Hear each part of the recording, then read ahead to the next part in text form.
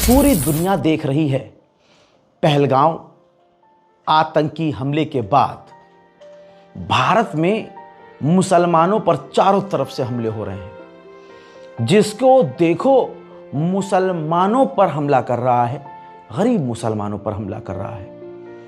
जिनके साथ हम स्कूल पढ़े, कॉलेज पढ़े, पूरा मतलब आधी जिंदगी गुजार दी, जवान हो गए और अचानक से पाकिस्तान के षड्यंत्र में हम फंस गए और पाकिस्तानी हमले में वो ऐसे पागल हो गए बिना दिमाग से सोचे कि अब बड़ी आसानी से जो हमारे साथ खेले, साथ पढ़े, पता नहीं हमने कितना वक्त साथ गुजारा, आज वो अपने सोशल मीडिया पर, अपने व्हाट्सएप स्टेटस पर मुसलमानों को खुला निशाना बना रहे हैं, ताना मार रहे हैं, उल्टा सीधा बोल रहे हैं, पीसफुल कम्युनिटी बोल बोल कर आगे सब कुछ कह दे रहे हैं। आप भी ऐसे स्टेटस को देख रहे होंगे, ऐसे तमाम लोगों के। मैं खुद अपने 20 हिंदू दोस्तों के स्टेटस पे ये देख रहा हूं पिछले 2-3 दिनों से। हजरात, उनसे चंद सवाल हैं। मुसलमानों पर जिस तरह से भारत के मुसलमानों पर जो अपनी मर्जी से पाकिस्तान नहीं गए, जो अपने आप को आज भी भारतीय साबित करते करते, देशभक्त साबित करते करते तुम्हारे हाथों से पिट रहे हैं और शांत बैठे हैं, जिन मुसलमानों ने इस देश की मिट्टी के लिए अपनी जान दी, आज चंद आतंकवादी भारत में घुसे तो सवाल आप ये नहीं करेंगे कि वो घुसे कैसे, बुरा लग जाएगा, क्योंकि जिसकी गलती है उससे आपका दूसरा वाला रिश्ता है, क्योंकि उसको वोट आपने दिया ही इसलिए था कि मुसलमानों की चूड़ी टाइट करेंगे। फंस वो इसलिए गया कि भाई पुलवामा के नाम पर वोट मांगे, 370 हटाकर कहा कि देश सुरक्षित हाथों में है, तो आज अब सवाल ही नहीं सुनना, ना उनको सवाल सुनना है, ना आपको सवाल सुनना है। पूरे देश भर में आप मुसलमानों से नफरत कर रहे हो, जबकि भारतीय सेना के जवान मारे गए हैं। रिपोर्ट पे दिखाऊंगा, मुस्लिम जवान मारे गए हैं, इस रिपोर्ट में भी आगे देखने वाले हैं आप। सवाल आपसे ये करना चाहूंगा, क्यों बुरा लग रहा है आपको? मुसलमान आतंकवादी, आप लिस्ट बोलोगे, मैं लिस्ट तैयार कर दूंगा जिसमें देश के गद्दार हिंदू निकले हैं। ये वाला वीडियो है, अगर आपने नहीं देखा है तो जाकर देखिए। पिछले सिर्फ 2 साल के भीतर हिंदू नामी जो देश के गद्दार, जिसमें DRDO का वैज्ञानिक, एक बुजुर्ग वैज्ञानिक, अच्छी खासी उसकी 60-65 साल उनकी उम्र, RSS से उनका संबंध, DRDO में मिसाइल वैज्ञानिक गिरफ्तार प्रदीप कुरुलकर क्यों है अभी तक? क्योंकि साबित हुआ है कि इन्होंने पाकिस्तान, उसी पाकिस्तान का तो आतंकी हमला था ये, उसी पाकिस्तान को मिसाइल की तमाम जानकारी शेयर करने वाला ये हिंदू नामी था। क्या किसी मुसलमान ने आज तक इसका मुद्दा बनाया कि ये हिंदू है तो हिंदू धर्म ऐसा है, सारे हिंदू एक जैसे हैं? मान लिया कि मुस्लिम नामी कोई आतंकी जिसका भारत से लेना देना नहीं, आपकी बात को ही बड़ा करते हैं।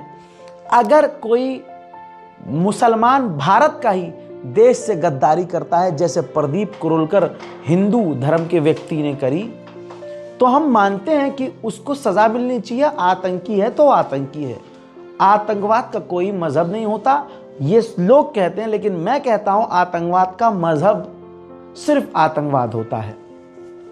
आतंकियों को कुछ नहीं दिखता गोली चलाने से पहले कि कौन क्या है।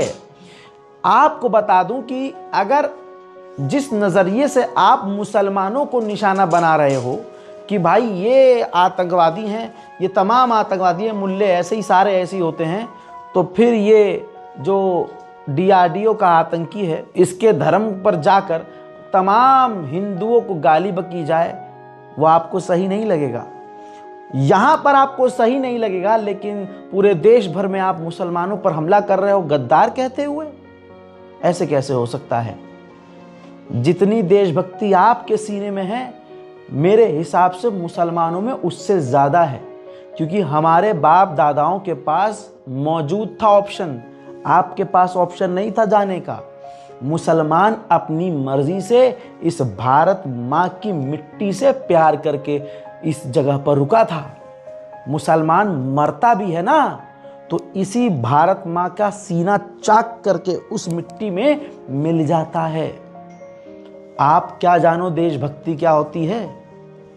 जो देश भर में मुसलमानों पर हमला कर रहे हैं, मैं कह रहा हूं कि अगर सीने में इतना दम है, जिगर तुम्हारा इतना फड़फड़ा रहा है, तो गरीब मुसलमानों का ठेला पलटने से अपनी औकात आगे बढ़ाओ भाई। फ्लाइट की टिकट बुक करो, आरएसएस की पूरी टीम लो, ये पूरी फौज जो गलियों में गरीब मुसलमानों को मार पीट रही है, झुंड में झुंड में झुंड में झुंड में। अकेले तो पहली बात तुम्हारे बस की नहीं होती है ना, लेकिन अगर इतना ही दम रख रहे हो तो कश्मीर जाओ, सेना की मदद करो और सेना से 4 कदम आगे जाकर दुश्मन के खिलाफ लड़ो। पाकिस्तान के बॉर्डर पर जाओ, वहां खूब गालियां बको, पाकिस्तान पर भाई तुम जो करना है करो। चाइना की तरफ मुंह करके चाइना मुर्दाबाद नहीं बोल पाते तुम, लेकिन भारत में गरीब मुसलमानों पर हमला कर रहे हैं। ये देखिए दोस्तों, ये कहाँ का इंसाफ है? ये कहाँ का इंसाफ है भाई? किस बौखलाहट से, जैसे ऐसा लग रहा है ये साहा अंबाला हरियाणा का है। एक औरत भी जो घर में कोई काम धंधा नहीं है उसको, वो इस पूरी मॉब को लीड कर रही है। सोचिए, मुसलमानों की दुकानों को चुन चुन कर तोड़ा और फोड़ा गया, नुकसान किया गया। इन मुसलमानों की, भारतीय मुसलमानों की क्या गलती भाई? अगर आपको लगता है कि ये जिनके घरों को आपने तोड़ा, जिनकी दुकानों को तोड़ा, अगर ये आतंकवादी हैं तो करवाइए फोन चेक, जांच करवाइए, और अगर जांच में वो निर्दोष पाया गया तो गीले तरबूज पर बैठिएगा, समझे? कांटेदार चीजों पर बैठिएगा, अपना मुंह खुद काला करके सड़क पर घूमिएगा। अरे कहीं का गुस्सा कहीं निकाल कर अपने ही देश को कमजोर कर रहे हो। एक बात और कह दूं, ये काम जो अभी हिंदू समुदाय के लोग कर रहे हैं, इस वजह से उन पाकिस्तान के आतंकवादियों का मकसद कामयाब हो गया। पाकिस्तान की मां बहन एक हो रखी है। क्यों? पाकिस्तान ने अपना सारा पैसा सेना में लगाया हुआ है। पाकिस्तान की जीडीपी चरमरा रही है। पाकिस्तान पूरी दुनिया से लोन ले चुका है।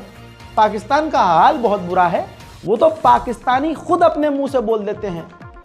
वहां पाकिस्तान की गवर्नमेंट की आलोचना करने पर पत्रकारों को, लोगों को जेल में डालकर मारा नहीं जाता। इसलिए वहां के लोग कहते हैं कि हाँ भाई, हम हैं गरीब मुल्क, हमारे देश के लोग सबसे ज़्यादा भीख मांगते हैं सऊदी अरब जाकर। वो फैक्ट एक्सेप्ट करते हैं। उनके यहाँ गरीबी है तो वो उसको एक्सेप्ट करते हैं।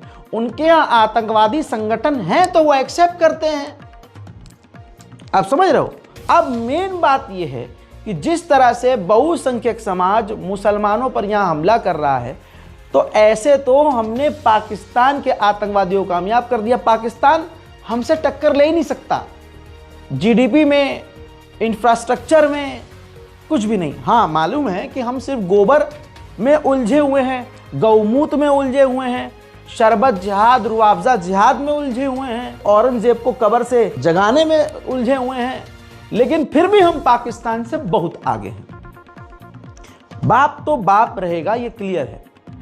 चलिए, अब मान लीजिए कि ये जो कर रहे हैं, इनसे इनका ईगो सेटिस्फाई हो रहा है हिंदुओं का, लेकिन मैं उनसे सवाल करना चाहता हूं भाई, इससे तो आप इनडायरेक्ट वे में पाकिस्तान को जिता रहे हो। पाकिस्तानी आतंकवादी यही तो चाहते थे भाई। पाकिस्तान से जो घुसपैठ हुई वो यही तो चाहते थे। उन्होंने धर्म पूछकर क्यों मारा? उसका एजेंडा था ना, उनका एजेंडा था कि भाई हम हिंदू मुसलमान, भारत में पहले ही ट्रेंडिंग टॉपिक है, यहां हमने हिंदू मुसलमान करके मार दिया किसी को, तो फिर उसके बाद हमें कई साल तक मारना ही नहीं। पहलगांव में हिंदुओं पर हमला किया चुन चुन कर, ठीक, तो भारत के मुसलमानों पर हिंदुओं ने चुन चुन कर हमला शुरू कर दिया। फिर आप मुझे बताइए कि उन आतंकवादियों में और हमारे इस सनातन धर्म के जो झंडा लेकर सड़क पर दौड़ रहे हैं और हमला कर रहे हैं मुसलमानों पर, इनमें और उनमें फर्क क्या रह गया? बेगुनाहों को मारने का, पीटने का, भाई फायदा बताओ आप। पूरे भारत में हो रहा है। उधर देखिए जयपुर में बालमुकुंद का आपको पता चला होगा। बालमुकुंद जो है रैली लेकर निकला और मुसलमानों पर हमला करने के लिए, आओ देखा ना ताओ, मस्जिद के ऊपर चढ़ाई कर दी, मस्जिद की सीढ़ी पर पाकिस्तान का झंडा लगाया, फिर उसके बाद वहां नारेबाजी की। अरे भाई तुम पाकिस्तान का झंडा पैखाने पे लगाओ, पाकिस्तान का झंडा सड़क पे लगाओ, उससे ना पाकिस्तानी को फर्क पड़ा ना किसी और को फर्क पड़ा। बात तो यह है कि जब राफेल खरीदा है, बात तो यह है जब हमारे पास खतरनाक इजराइल और रशिया और अमेरिका की लॉन्ग रेंज की मिसाइल हैं, बात तो यह है कि हमारे पास विक्रांत जैसे युद्धपोत हैं, बात तो यह है कि हमारे पास खतरनाक टैंक हैं, तो भाई पाकिस्तान के झंडे को ही जलाकर दबाकर अपना ईगो सेटिस्फाई क्यों कर रहे हो भाई? सीधा अटैक करो। उधर से पाकिस्तानी तो खुद ही इंतजार कर रहे हैं कि यार टाइम निकल रहा है, हमला नहीं कर रहे यार, ये करो ना आप, ये ट्रेंड चलाओ ना। बालमुकुंद ने जब ये काम किया तो देखिए ये सरासर, भाई देश में इस वक्त खतरा मंडरा रहा है, इतना बड़ा सिक्योरिटी लैप्स हुआ। ऐसे में अगर हिंदू सच में देशभक्त हैं तो वो एकदम सबको एक करके चलते। हाँ, जिन पे तुम्हें शक है करो एफआईआर, मुसलमानों को चुन चुन के एफआईआर करवाओ, जांच करवाओ, और जैसे मैंने कहा कि फिर अगर वो निर्दोष साबित हुआ फिर आपको टट्टी चाटनी पड़ेगी, टट्टी चाटिएगा जरूर। फिर देश की विभाजनकारी नीतियों में सबसे आगे हैं ये।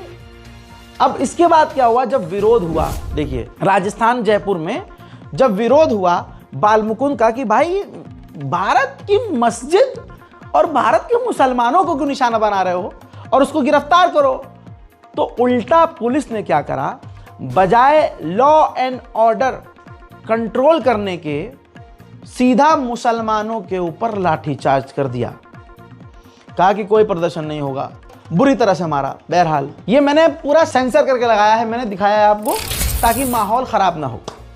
इसके बाद क्या हुआ, अब देखिए बड़ा इसमें मुसलमानों को भी बुरा लगेगा और हिंदुओं को भी बुरा लग सकता है, बहुत खुला सच बोल रहा हूं। इसके बाद क्या हुआ, जब मामला बढ़ा तो माफी वीर बालमुकुंद ने तुरंत माफी मांग ली। ये होते हैं माफी वीर भाई। देखिए अगर किसी को लगता है कि ये चीज ठीक नहीं है, धार्मिक भावनाएं आहत हुई, तो मैं उसके लिए खेद प्रकट करता हूँ। कुछ स्टिकर छपाए गए जिन पे आतंकवाद मुर्दाबाद, पाकिस्तान मुर्दाबाद, इस प्रकार के स्टिकर, क्योंकि ये संविधान के आधार पे देश चलता है। यहाँ सबको अपने धर्म पूजा पद्धति मानने की सबको अधिकार है, उस तहत हम सब मान रहे हैं। अब सवाल यह है कि अब थूक के जो तुम चाट रहे हो तो काम ऐसा क्यों करना? जहां देश को एकता की जरूरत है, आप एक समुदाय को गरिया रहे हो, कोस रहे हो, उसको उकसा रहे हो।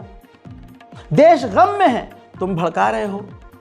अब आपको बताऊं, भाजपा खुद ये नहीं चाहती इस वक्त कम से कम कि देश में हिंदू मुसलमान हो।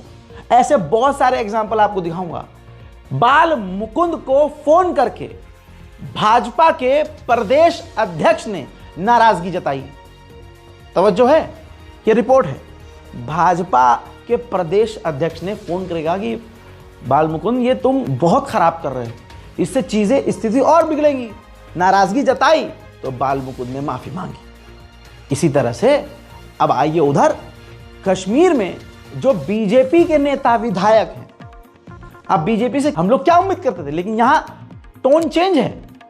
कश्मीर में भाजपा के सीनियर दिग्गज विधायक कश्मीरियों के लिए कह रहे हैं कि ऐसी मेहमान नवाजी पूरी दुनिया में कोई नहीं करता। मैं एक्सप्लेन क्या करूं, आप खुद ही सुनिए, हिंदी में ही है भाई, और समझिए कि भाजपा खुद कह रही है कि भाई ये सब हिंदू मुसलमान मत करो। लेकिन ये कौन है फिर? हैं तो वही भाजपा। मैंने एक बार कहा था कि ये जो बीजेपी है ये इतनी नफरत फैला रही है कि सबको ज़ॉम्बी बना रही है, और वो जो ज़ॉम्बी बन गए हैं वो इतने खतरनाक लेवल पर बन चुके हैं कि कल को मोदी जी आकर कहेंगे कि प्यार से हिंदू मुसलमान मिलकर रहो, तो ये भीड़ हमारे प्रधानमंत्री माननीय मोदी जी को भी गरियाने लगेगी। ये फैक्ट है, आदत पड़ जाती है ना नफरत की। अब देखिए और सुनिए कि भाजपा का कश्मीर में जो विधायक है वो क्या कह रहा है। कश्मीर का बच्चा बच्चा आपको ऐसा लगेगा जैसे आपके घर के फैमिली मेंबर हैं। आप हमारे मेहमान हो, आप समझो कि ये आपका घर है। परेशान मत हो जाना, घबराना नहीं। कश्मीरी दिल से आपको बहुत अच्छा है, बहुत अच्छा है। कश्मीरी लोग बहुत अच्छे हैं। मिले जी 3 दिन हो गए हमने। बहुत अच्छे हैं। हाँ। मतलब इनके जैसी मेहमान नवाजी दुनिया में कहीं नहीं मिलेगी।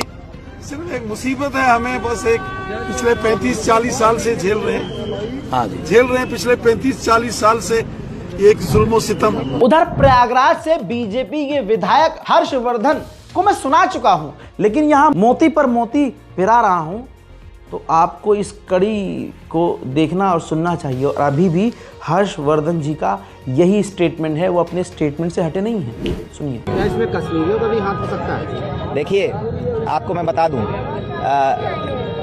इस घटना से आईएसआई ने इस गंदी घटना करके कश्मीर में अगर कोई 2%, बाकी तो जब अब की बार विधानसभा चुनाव में कश्मीर के जिस तरीके से हाई वोटिंग करी है थी, कश्मीरियों ने दिखा दिया था कि वह भारत का हिस्सा होना चाहते हैं। लेकिन अगर 5-10% उनके फेवर में कुछ स्लीपर सेल्स बची भी थी, तो आज उन्होंने कॉन्फिडेंस खो दिया है एसआई वालों ने। क्योंकि याद रखिए कि किसी के पेट पे लात मारेंगे, किसी के बच्चों के रोटी पे आप लात मारेंगे, तो वो बाप व माँ कभी माफ़ नहीं करेगी। और टूरिज्म पे कश्मीर के हमला करके आज कश्मीर के हर चूल्हे पे खतरा आ गया है। ये कश्मीरी कभी माफ़ नहीं करेंगे। और आज कश्मीर पूरी तरीके से पाकिस्तान से अलग हो चुका है। भारत के देश में रहने वाले सभी धर्मों को क्या संदेश देना चाहिए? मैं यही कहूँगा कि जो नाम पूछ के लिंक चेक करके जिस तरह हिंदुओं पे मारा गया है, इससे ज़रूरी जाहिर सी बात है कि हिंदुओं के दिल में बहुत पीड़ा है। मैं भी हिंदू हूँ, लेकिन याद रखिएगा, अपने मन में उसका भी ख्याल रखिएगा, उस मुसलमान खच्चर वाले का ख्याल रखिएगा जिसने निहत्थे रूप से M4 राइफल आतंकवादियों से छीनने की कोशिश करी, उसकी जान चली गई। और उन कश्मीरियों के बारे में सोचिएगा जो मुसलमान हैं और आज श्रीनगर डाउनटाउन तक में शटर डाउन स्ट्राइक चल रही है। तो भारत के मुसलमानों को पाकिस्तानियों से कंपेयर मत करिएगा। हर्षवर्धन वाजपेयी, विधायक, शहर उत्तरी, प्रयागराज। एक तरफ भाजपा, आरएसएस और हिंदू नेता ये बातें कर रहे हैं कि भाई हिंदू मुसलमान का कोई इसमें सीन ही नहीं है, नहीं करना ये सब। वो बात की बात है, करेंगे नहीं करेंगे। लेकिन फिलहाल इस मुद्दे पर देश एक है। और मुझे अच्छा लगा कि भाजपा के कुछ नेता हक बयानी कर रहे हैं। लेकिन दूसरी तरफ अगर 23 अप्रैल का एक वीडियो आपको दिखाऊं जिसमें फतेहाबाद हरियाणा में मतलब ज़ॉम्बी दिखाऊं, ज़ॉम्बी देखिए। साथियों, मैं बताता हूँ आपको, हम है ना यहाँ कितने मुल्ले बैठे, कितने मुल्ले बैठे हुए यहाँ पे। सबसे सामान लेना बंद करो सबका, सबसे सामान लेना बंद करो। अगर हम मेरी भैंस चुनी लेने जाती है, क्यों जाती है मुल्लों के पास? ये मुल्ले हैं सारे, ये किसी को पूरा लोग यहाँ पे होने चाहिए थे, पूरा लोग। हम एक लिए जातियों, हम एक लिए, इसलिए हम पटेंगे तो कटेंगे। याद रखना इस बात को। हो जाएगा धीरे-धीरे। मैं बताता हूँ, जितने भी फतेहाबाद के अंदर मुस्लिम हैं, कसम खाओ आज भारत माँ की, इस माँ की कसम खाओ, इस माँ की कसम खाओ और कसम खा के बोलो कि हम एक भी सामान नहीं खरीदेंगे। बहुत बढ़िया, एक भी सामान नहीं खरीदेंगे।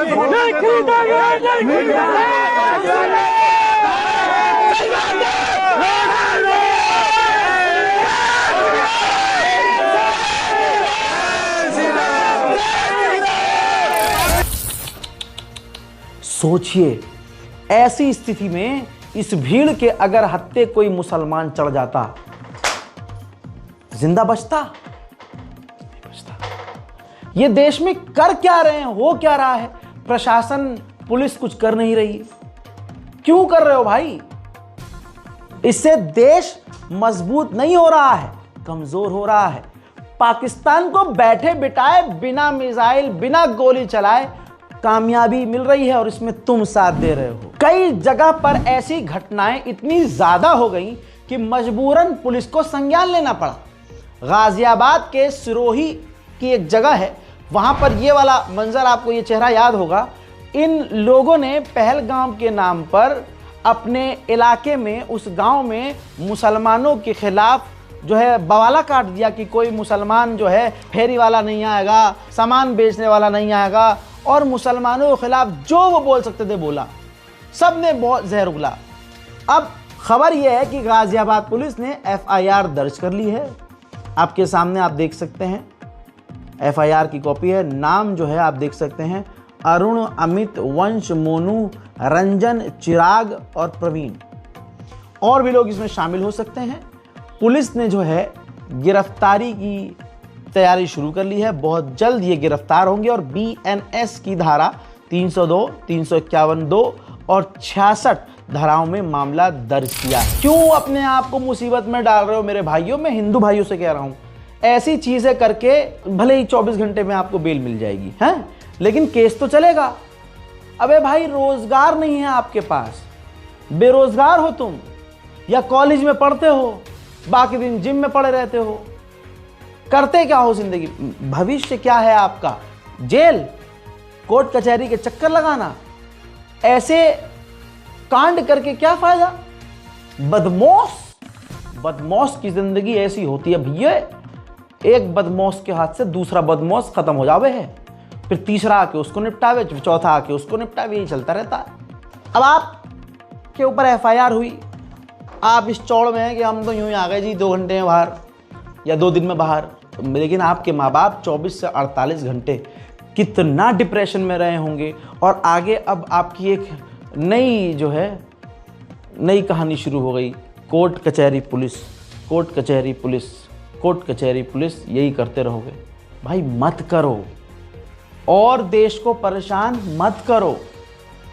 मैं आपसे अक्सर कहता था कि देखिए, पढ़ा लिखा, ये तो हम कहते हैं ना अंधभक्त जाहिल, पढ़े लिखे लोग भी मुसलमानों के खिलाफ मेरी एक बहुत करीबी मित्र हैं, मैं नाम नहीं ले सकता, जॉब पर बात आ जाएगी। भाई वो बताती हैं कि हमारी क्रू हो, हमारे पायलट हो, हमारे कैप्टन हो, ज़्यादातर मैं देखती हूँ वो खुद मुसलमानों के खिलाफ जहर उगल रहे होते हैं। ये है इतने सारे मुल्ले आज फ्लाइट में, जहाज़ में, इनको बता इनके अंदर कितनी बदबू आ रही है, कितने है देखना, सब टोपी पहने, हिकारत। मैं मान नहीं रहा था, लेकिन जब मुझे और पूरी डिटेल में कहानी बताई, मेरा दिमाग घूम गया कि इस लेवल पर हमसे नफरत। अब देखिए, लाइव सबूत है।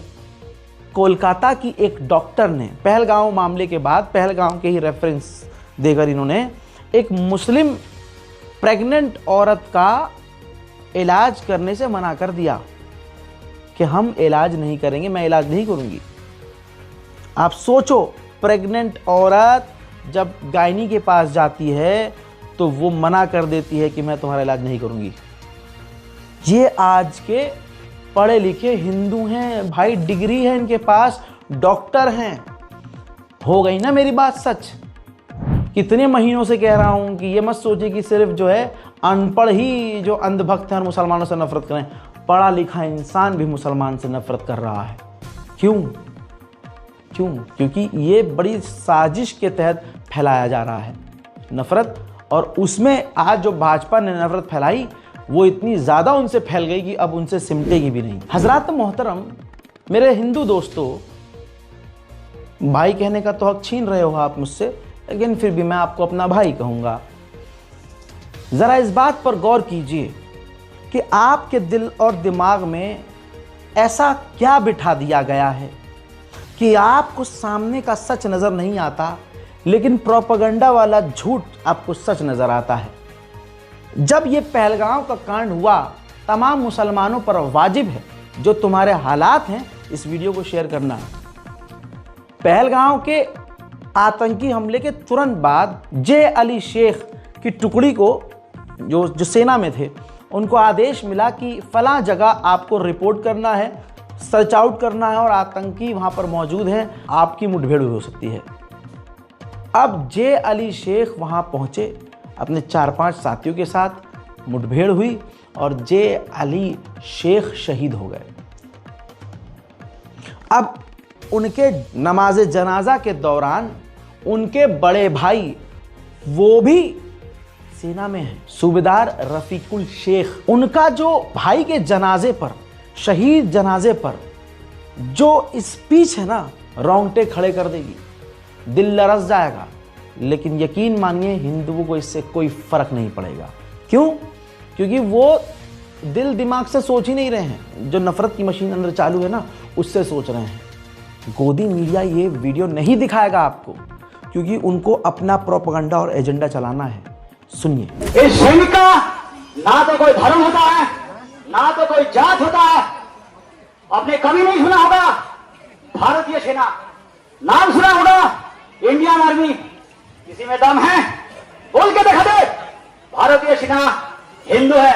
कोई बोल के दिखा दे भारतीय सेना मुस्लिम है। भारतीय सेना एक ऐसे संस्था है जिसमें हिंदू, मुस्लिम, सिख, ईसाई, जैन, पारसी एक ही थाली में खाता है, एक ही बर्तन में खाना बनता है। अगर भाईचारा देखना है फौज में आ जाओ, फौज में भर्ती हो। भाई आज दुनिया में नहीं रहा, इसकी जगह कोई पूरा नहीं कर सकता। इसकी जो भरपाई, इसकी जो फैमिली, इसकी जो बच्चे की भरपाई कोई नहीं कर सकता। लेकिन उससे ज्यादा, सबसे ज्यादा गर्व है जो मेरा भाई इस देश के लिए, इस देश की जनता के लिए अपनी जान को आहुति दिया होगा। आपने बहुत सुना होगा, न्यूज़ में, चैनलों में देखा होगा, कश्मीर में, पहलगाम में हिंदुओं को चुन चुन के मारा गया। उसी हिंदू भाइयों का बदली लेने के लिए मेरे भाई झंडू अली शेख, जब उसको सूचना मिला, अल्लाह अकबर अल्लाह, हम मुसलमान हैं, देशभक्त हैं, हमारे बाप दादाओं ने अंग्रेजों से माफ़ी नहीं मांगी, हमारे उलमाए दीन ने, हमारे मौलानाओं ने अंग्रेज़ों से माफ़ी नहीं मांगी। दिल्ली से लेकर 80 किलोमीटर दूर दूर तक चारों तरफ मुसलमान मौलानाओं के इतिहास पढ़ लेना। मुसलमानों के जो इमाम हैं, मौलाना होते हैं, उन क्रांतिकारियों के सर कलम कर दिए गए और लटका दिया था।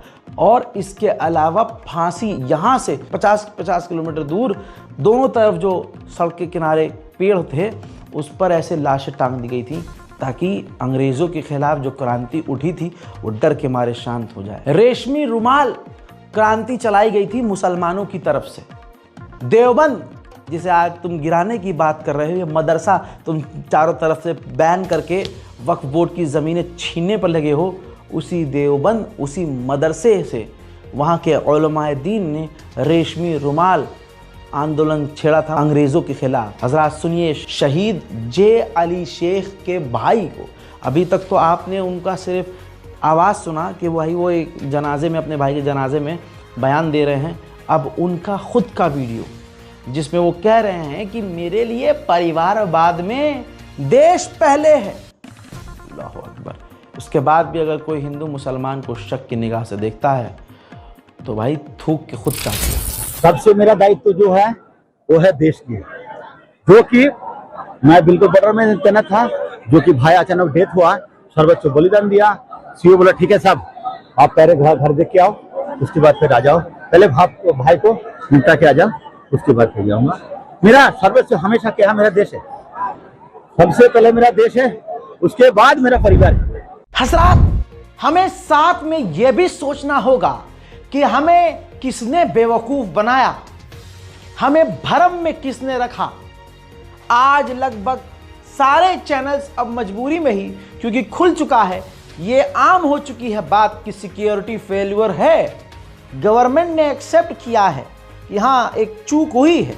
ऐसे में जो दांत बाहर निकाल कर, आंखें मटका कर, दांत चिहार कर अपनी पीठ थपथपाते थे और कह रहे थे कि पीओके हमारा हो जाएगा, तो आज उनसे सवाल करना चाहिए, हे प्रभु, हे मानने, हे मनोहर, ये क्या हुआ, ये क्यों हुआ?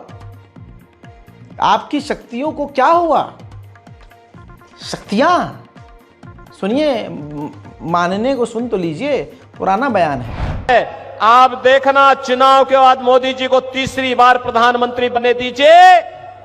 अगले 6 महीने के अंदर आप देखेंगे कि पाक अधिकृत कश्मीर भी भारत का हिस्सा हुआ।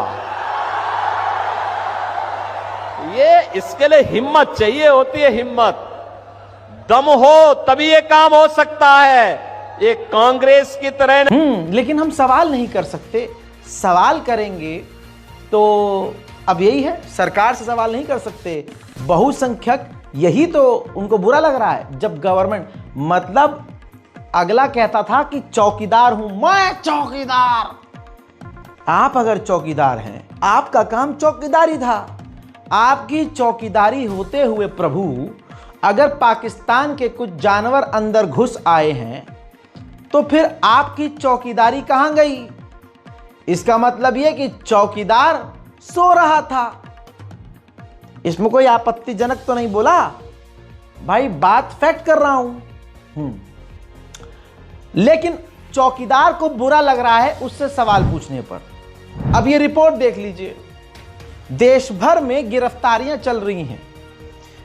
मतलब पाकिस्तान पर मिसाइल दागने के बजाय, पाकिस्तान पर हमला करने के बजाय हो ये रहा है कि पहलगाम अटैक पर जो सवाल कर रहे हैं, जो सरकार से सवाल कर रहे हैं, वो उनको विवादित पोस्ट बताया सोशल मीडिया पर जो लिख रहे हैं, ये एक तरह से धमकाने की कोशिश है। डराया जा रहा, अभी भी डराया जा रहा है कि देखो गलती हमने की है, लेकिन अगर उंगली उठाओगे तो मसल दिए जाओगे। ये देखिए, पहलगाम अटैक पर विवादित पोस्ट, 7 राज्यों में 26 गिरफ्तारी, इनमें विधायक, पत्रकार, वकील और स्टूडेंट भी शामिल हैं। बात यह है कि इन पर इल्जाम लगा है कि देश विरोधी इन्होंने टिप्पणी की है। हालांकि उन टिप्पणियों का इस रिपोर्ट में जिक्र नहीं है, लेकिन हाँ, गिरफ्तारी हुई है। अय काश जितनी सतर्कता से पूरे देश भर से गिरफ्तारियां की गई, इतनी ही सतर्कता बॉर्डर पर, पहलगाम पर और कश्मीर के तमाम इलाकों पर सतर्कता बरती जाती तो आज ऐसा ना होता।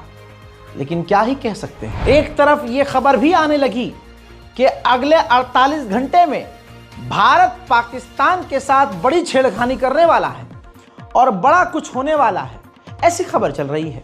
उससे पहले गवर्नमेंट ने तमाम मीडिया को यह आदेश दिया कि लाइव आप कवरेज मत कीजिएगा, आप लाइव रियल टाइम में कोई अपडेट मत दीजिएगा। इतनी सख्त टिप्पणी और रोक के बावजूद कुछ गोदी मीडिया अपनी टीआरपी के लिए लाइव दिखा रहे हैं कि अब भारतीय सेना ने ये कर दिया, अब गृह मंत्रालय ने ये कर लिया। इससे क्या हो गया भाई साहब, ड्रोन की जरूरत नहीं है दुश्मन को और पाकिस्तान को।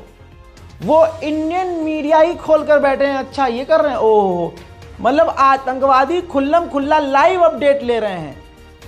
ये हाल है। और देखिए, ये है वो वीडियो जिस पर बड़े बड़े एक्टिविस्ट अब सवाल कर रहे हैं कि भाई ये लाइव क्यों दिखा रहे हैं, जबकि गवर्नमेंट ने मना किया कि ऐसा ना करना। और बड़ी खबर आ रही है, 48 घंटे में बड़ा ऑपरेशन हो सकता है। इस वक्त की बड़ी जानकारी देखिए, भारत कोई बड़ा एक्शन ले सकता है। इस वक्त की सबसे बड़ी खबर आपको सूत्रों के हवाले से बता रहे हैं, मात्र 48 घंटे में एक बड़ा ऑपरेशन किया जा सकता है। अब ये खबर सुनने के बाद पाकिस्तान के अधिकारी, पाकिस्तान की सरकारों को रात भर नींद नहीं आएगी, क्योंकि एक तरफ वॉर रूम तो तैयार कर लिए गए हैं, गीदड़ भभकी दी जा रही है कि खून की नदियां बहेंगी, लेकिन अब भारत ने इरादा कर लिया है। पीएम मोदी ने साफ तौर पर कहा था, आतंकियों को मिट्टी में मिला दिया जाएगा और पूरी दुनिया का साथ भारत को मिलता हुआ नजर आ रहा है। भारत कोई बड़ा एक्शन ले सकता है। सूत्रों के हवाले से यह खबर है, इंडियन नेवी हो, इंडियन एयरफोर्स हो, इंडियन आर्मी हो, वो पूरी तरीके से तैयार है। अलग अलग जगहों के हम आपको तस्वीरें भी दिखा रहे हैं। देखिए, ऑपरेशन गद्दार सेना का बड़ा प्रहार किस तरीके से हो सकता है। सेना, एसओजी, बीएसएफ, सीआरपीएफ और पुलिस पूरी तरीके से तैयार है। तो गद्दारों पर बड़ी कार्रवाई की जा रही है। ऐसे गद्दार जो कि देश में रहते हुए आतंकियों का सपोर्ट करते हैं, देश के देखा आपने दोस्तों, इससे आप बताइए ये किसकी मदद हो रही है, किसको इंफॉर्मेशन मिल रही है भाई? जवाब आपको पता है। इन तमाम चीजों के बीच ब्रिटेन में बहुसंख्यक समुदाय, जो वहां की नागरिकता, जैसे ही उनको मौका मिला देश अपना छोड़कर विदेश जाकर बस गए और हर चीज में इनकी जो है वो फड़फड़ा जाती है, जो इनकी फड़फड़ा जाती है हर बार होती है कुछ जो भावना फड़फड़ा जाती है। अब इन्होंने क्या करा, वहां पर मीम बन रहा है, मीम। देखिए विरोध भी बहुत सलीके से करना चाहिए, वरना आप दूसरे देश में हो, वहां का कानून अलग है। अब भक्तों ने सोचा कि पाकिस्तान को उसकी एम्बेसी के बाहर जाके गरियाएंगे और मूछ नहीं आ रही है, लेकिन खींच के और गंदे गंदे इशारे करेंगे, तो इससे भारत का मान सम्मान बढ़ेगा। अब भाई मैं कह रहा हूं मिसाइल दागो ना, हमला करो, फाइटर जेट है हमारे पास, करो ना। उनकी चाय वाय की टेंशन नहीं लेनी हमने, हमें भाई अटैक करना है। अब एक बार अगर चाय का वारदात हो गई तो इसका मतलब नहीं कि अब हमेशा चाय का ही। मिसाइल दागो ना, ये दोबारा करो ना, ये दिखाओ पाकिस्तान को, आओ ये दिखाओ। ऐसे करते हैं विरोध, ऐसे लेते हैं मजे। देखिए पाकिस्तान के लोग तो कॉमेडियन है ही, ओ भाई वो शुगले मारते रहते हैं, मजाक करते हैं, वो चिल हैं। बात है हमारी वहाँ के गवर्नमेंट से, वहाँ के जो आसिम मुनीर हैं, वहाँ के जो राष्ट्रपति हैं। अब बताइए पाकिस्तान के लोग, यार ये है आप, ऐसे हो जाता है आपके साथ। देखो हम सरकार की आलोचना करते हैं, हम पक्ष विपक्ष के सवाल करते हैं, लेकिन जब भारत की बात आएगी तो मुन्ना हम तो अपने मुल्क के साथ खड़े हैं। आपको अपना मुल्क मुबारक, हमें अपना मुल्क मुबारक। ईमानदारी से देखा जाए तो 2-3 आदमियों को इतिहास से हटा दिया जाए तो पाकिस्तान हमारा ही है, पाकिस्तान का कोई इतिहास ही नहीं है। सच्चाई ये है, ये देख रहे हो। पाकिस्तानी विचलित हो जाएंगे मेरे व्यूवर्स, लेकिन भाई ये एक ऐतिहासिक तस्वीर है। और देखो ये मैं अपने दफ्तर में लगा के रखता हूँ, पिछले कई सालों से लगा के रखा था। ये देखिए यहाँ छेद नज़र आ रहा है, हाँ ये पिन लगा के ऐसे मैं इसको देखता रहता था। मैं फिर से दिखा रहा हूँ, शायद भूल गए हैं आप। देखो ये एक तरीका है विरोध का, इस तरह से प्यार से हंसी मजाक करके या सख्ती से विरोध कई तरह से कर सकते हैं। लेकिन बरतानिया में जो भारत के लोग हैं, खासकर एक खास समुदाय के, उनके विरोध का तरीका कुछ ऐसा था जो ब्रिटेन की पुलिस को कहीं भी कतई पसंद नहीं आया। हाँ, उनको लगा ये भारत है, मोदी सरकार है। तो अब मीम बन रहा है, पाकिस्तानी कैसा मीम बनाकर इनकी रेल बना रहे हैं, हम सोच, मतलब शर्म की, ऐसे काम करने ही क्यों। गंदे गंदे इशारे किए जा रहे थे, पहले मर्द बना जा रहा था, फिर जब पुलिस ने गिरफ्तार किया, अम्मा देखो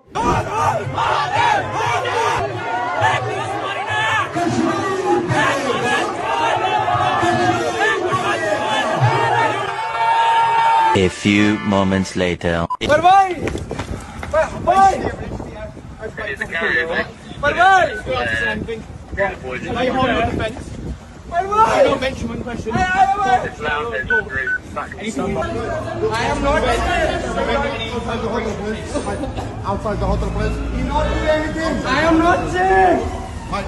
क्या फायदा हुआ?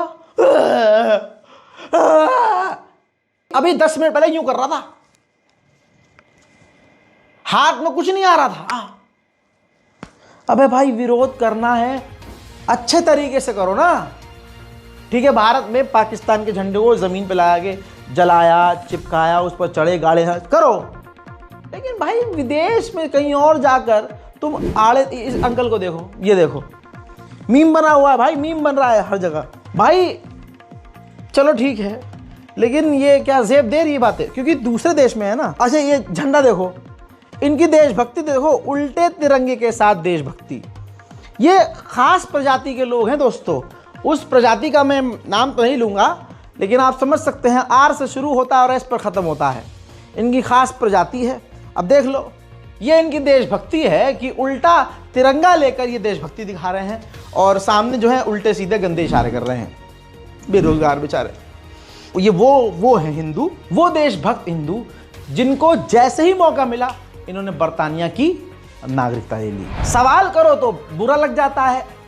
कहने वाले ने कहा था 370 हटने के बाद कश्मीर एकदम मजेदार हो गया है, आतंकवाद खत्म हो गया है। हजरात, जहां मुसलमानों को एक समुदाय गाली बक रहा है, बाइकआउट करने की बात कर रहा है, ये देखिए। इसी दौरान जम्मू एंड कश्मीर में आतंकवादियों ने एक मुस्लिम एक्टिविस्ट और पत्रकार के घर में घुसकर, गुलाम रसूल जिनका नाम था, उनके घर में घुसकर उनको गोली मारकर शहीद कर दिया। लेकिन आपको बताऊं, आतंकवादी ने इन पर हमला किया, लेकिन क्योंकि वो मुसलमान मरा है इसलिए हिंदू भाइयों को तकलीफ होगी नहीं, उनके लिए ये आतंकी हमला नहीं होगा। ये एक ऐसी उनकी मेंटालिटी बन चुकी है लगातार, बस अबे भाई देश खतरे में है आप लोगों की बेवकूफ़ी की वजह से। इस वक्त न मोदी कह रहे हैं हिंदू मुसलमान करो, न आरएसएस कह रहा है हिंदू मुसलमान करो, अरे शिवसेना मुंबई में बैठी हुई कह रही है कि भारत के मुसलमानों का इस आतंकी सीन मतलब है ही नहीं, मतलब ही नहीं है यार। आरएसएस चीख चीख के कह रही है। शिंदे साहब को आप सुन चुके हैं, कल सुना चुका हूं, परसों भी सुना चुका हूं, मना कर रहे हैं भाई कि वहां जो शहीद हुए हैं, जिन्होंने हिंदुओं की जान बचाई है, हमने उस परिवार को, आदिल के घर के लोगों को, परिवार वालों को 5 लाख इनाम देने की बात की है। और हमारे जो आरएसएस के कार्यकर्ता हैं, हमारे गवर्नमेंट के जो लोग हैं, उनसे कांटेक्ट में हैं।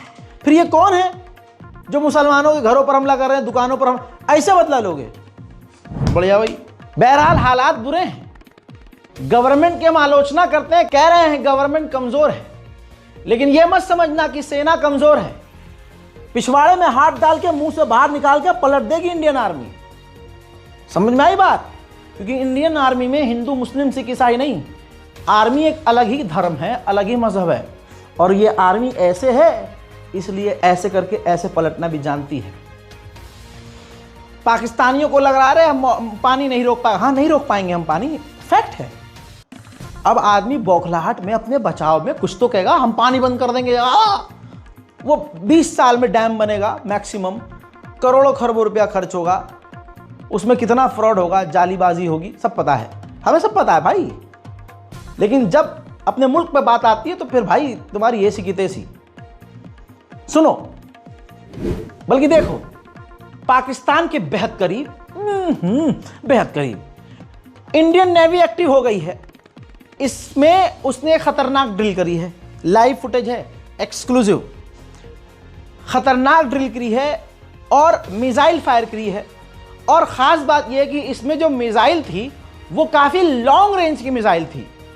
और इंडियन नेवी ने कहा है कि हम हर तरह से, हर परिस्थिति के लिए तैयार हैं। आज़ाद, उधर एक बात है, ये बात मैं मानता हूं कि मोदी सरकार ने अपने बचाव में कह दिया कि हम डैम बंद कर देंगे, ये कर, और पाकिस्तानी मजाक उड़ा रहे हैं, अरे हम मुंह धोने को जा रहे थे, पहली बार हम साबुन से मुंह धो रहे थे, तुमने यार पानी बंद कर दिया, पानी खोल दो। अरे भाई मैं तो नहाने जा रहा था, इंडिया ने पानी बंद कर दिया। अरे भाई मैं तो कुल्ला करने जा रहा था, मैं गाँव धोने जा रहा था, हक है, और इंडिया ने पानी बंद। ये इस तरह से मजाक उड़ा रहे हैं कि भाई तुम पानी बंद नहीं कर सकते, वो फैक्ट है, हम नहीं कर सकते, हम मानते हैं ये बात, ठीक है। अगर हम पानी बंद नहीं कर सकते, इसमें भी एक ट्विस्ट है, अगर हम पानी बंद नहीं कर सकते तो फिर एक डैम बंद करने पे पाकिस्तान के पिछवाड़े में आग क्यों लगी है? क्यों लगी है? बड़े बड़े बिलावल भुट्टो मीठा, अबे दाढ़ी मूछे तो आती नहीं झटुल्ले पे, बोलने की तमीज नहीं है, लचकदार आदमी यूं कह रहा है कि अगर पानी बंद कर दिया तो खून की नदियां बहेंगी। अबे चलो, हम तो भाई, हम जो हैं, हम एक नॉन मुस्लिम देश में हैं, तुम मुस्लिम देश हो। इजराइल का एक बाल भी उखाड़ पाए हो? उसकी शर्मगाह का एक बाल उखाड़ पाए हो? नहीं ना। हाँ, खून की नदियां तुम बहाते हो, हम मानते हैं मासूमों की। जैसे तुमने पहलगांव में हिंदुओं का नाम पूछकर, जानबूझकर ऐसे हालात बनाए, मारा उन्हें, ताकि भारत के मुसलमान बदनाम हो। भारत के मुसलमानों को तुम मुसलमान कहां समझते हो, ये हमें अच्छे से पता है। आतंकवाद, अबे उंगलियां कम पड़ जाएंगी अगर ऐसे ऐसे गिनेंगे कितने संगठन हैं पाकिस्तान के आतंकवादी। और ये बात तुम खुद मानते हो कि हाँ, पाकिस्तान में सबसे ज़्यादा आतंकी संगठन, हम आतंकवाद से लड़ रहे हैं, सबसे ज़्यादा तुम ही मारे जाते हो। चीन क्यों नाराज है तुमसे? चीनी लोगों पर पाकिस्तान में दनादन अटैक हुए हैं। तुम शिया समुदाय का कत्लेआम करते हो, और जब शिया समुदाय विरोध करता है, सारे पाकिस्तानी लगभग खामोश रहते हैं। हाँ, ये है कि पिछले 1-2 बार में बोले हैं यहाँ नहीं होना चाहिए, लेकिन सबको पता है कि अल्पसंख्यक समुदाय वहां भी पीसा जा रहा है। चलिए, बात पॉलिटिक्स की हो रही है, आम लोगों की नहीं। बिलावल भुट्टो ने उल्टा सीधा बोला, फिर उसके बाद एक नेता और निकल के आया, उसने अपने तमाम मिसाइलें, शाहीन, बिल्किस, रिजवाना, अफसाना, ये मिसाइलें हैं, ये हमने जो हैं, ये मिसाइलें जो हमने सजाने के लिए नहीं, हमने इस्तेमाल, अपनी में ले लो, हम चूतियां हैं? भाई साहब, आप बयान सुनोगे दिमाग घूम जाएगा। औकात से एकदम पजामे से बाहर निकल रहे हैं नेता, पाकिस्तानियों को खतरे में डाल रहे हैं। भाई ये और कह दिया कि हमारे पास 130 परमाणु बम है और भारत हमारे अच्छा, परमाणु मारोगे? अबे भाई, अगर सिर्फ दिल्ली के लोग मूत देना तो बह के अफगानिस्तान में चले जाओगे। उधर तालिबान पहले से भरा बैठा है।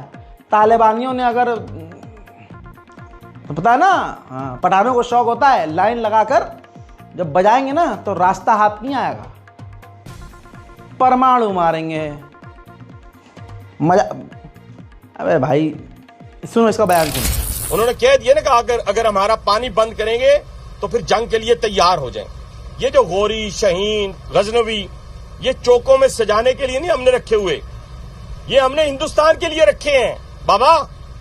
ये जो 130 एटॉमिक हमारे पास वेपन है, वो हमने सिर्फ मॉडल बनाने के लिए नहीं रखे हुए। और आपको पता ही नहीं कि हमने पाकिस्तान के किस किस हिस्से में रखे हुए हैं। ये दुनिया भी जानती है, आप भी जानते हैं, वरना आप तो इतने मक्कार बनिए हैं कि अभी तक पाकिस्तान के ऊपर कई दफा हमलावर हो चुके होते। आपने बड़ी दफा कोशिश की, लेकिन जब आपको पता चला कि हमारे शाहीन जो है फिजाओं में आ गए हैं तो आप भाग गए।